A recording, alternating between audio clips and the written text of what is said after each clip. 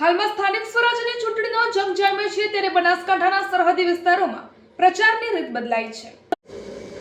સ્થાનિક સ્વરાજ્યની ચૂંટણીનો જંગ જામ્યો છે, ત્યારે બનાસકાંઠાના સરહદી વિસ્તારોમાં પ્રચારની રીત બદલાઈ છે. ગ્રામ્ય વિસ્તારોમાં પરંપરાગત રીતે સારામઠા પ્રસંગે યોજાતા રાવણા હવે ચૂંટણીલક્ષી બન્યા છે.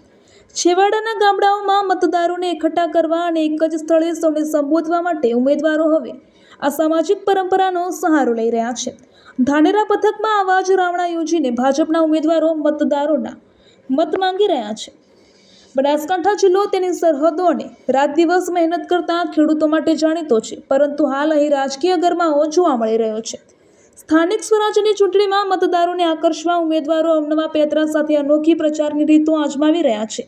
ધાનેરા તાલુકાના કિંમત જિલ્લા પંચાયત બેઠક પર ભાજપ અને કોંગ્રેસ વચ્ચે ખરાખરીનો જંગ જામ્યો છે. અહીં ભાજપના ઉમેદવારો ગામડે ગામડે રાવણા યોજીને, સામાન્ય રીતે રાવણું એટલે સામાજિક પ્રશ્નો કે પ્રસંગોની ચર્ચા માટેનું સ્થળ, પરંતુ અહીં દરેક જ્ઞાતિના આગેવાનો રાજકીય ચર્ચા માટે એક મંચ પર જોવા મળે છે.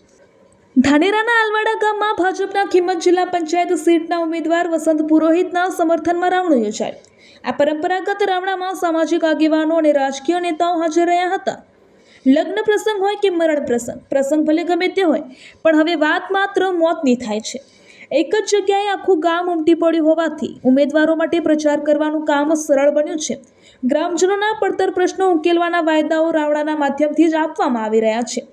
સામાજિક રીતિ રિવાજો સાથે જોડાયેલું આ રાવણું હવે સંપૂર્ણપણે રાજકીય રંગે રંગાયું છે. જે સ્થળ પહેલા સામાજિક વિવાદો ઉકેલાતા હતા, ત્યાં હવે સત્તાના સમીકરણો રચાઈ રહ્યા છે.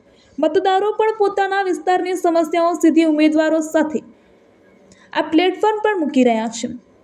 ત્યારે હવે જોવાનું એ રહેશે કે રાવણામાં મળેલો આ જન સમર્થનનો જુવાળ મતદાન પેટીમાં કેટલો પરિવર્તિત થાય છે.